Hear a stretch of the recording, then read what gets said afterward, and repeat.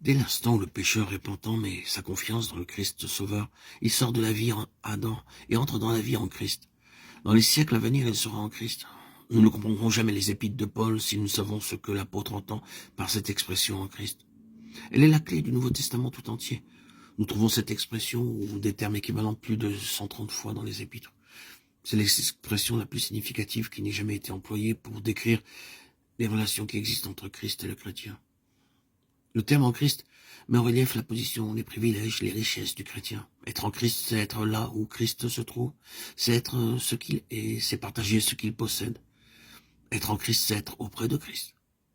Mais Christ est dans les lieux célestes, ce n'est donc que dans les lieux célestes que le chrétien est vraiment chez lui. Il est pèlerin sur la terre, sa patrie c'est le ciel.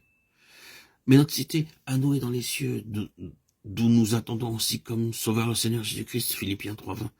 Car nous n'avons point ici-bas de cité permanente, mais nous cherchons celle qui est à venir, Hébreux 13:14. Notre demeure actuelle n'est qu'une halte provisoire dans ce grand voyage qu'est la vie. Pourtant, il y a beaucoup de chrétiens qui considèrent leur demeure terrestre comme s'ils devaient y vivre toujours. Leur cœur est affectionné aux choses de la terre plutôt qu'à celles du ciel. Si donc vous êtes ressuscité avec Christ, cherchez les choses d'en haut, où Christ est assis à la droite de Dieu.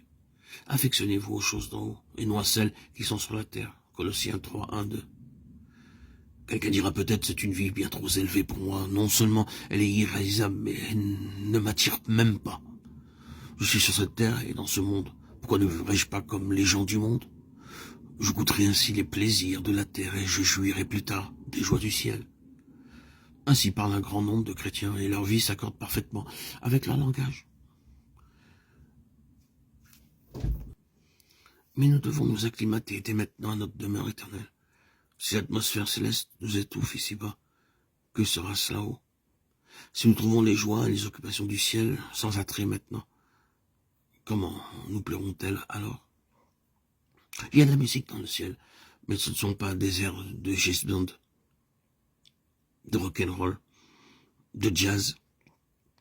Il y a des plaisirs, mais ce ne sont pas du bal ou du cinéma. Il y a des aspirations, mais on ne cherche pas à amasser de l'argent ni à se faire une réputation. Si l'on ne peut supporter l'air des hautes cimes spirituelles maintenant, comment le pourra-t-on plus tard? Dieu veut que dès ici-bas, nous commencions à vivre dans le ciel. Être en Christ, c'est être ce qu'est Christ. Christ est la tête. Le chrétien est un des membres du corps. Tête et corps ont une seule et même vie. Le sang est la vie du corps. Le sang qui est en ce moment dans ma tête sera bientôt dans mon bras. C'est le même sang. Ainsi, la même vie anime Christ dans les lieux célestes et le chrétien sur la terre.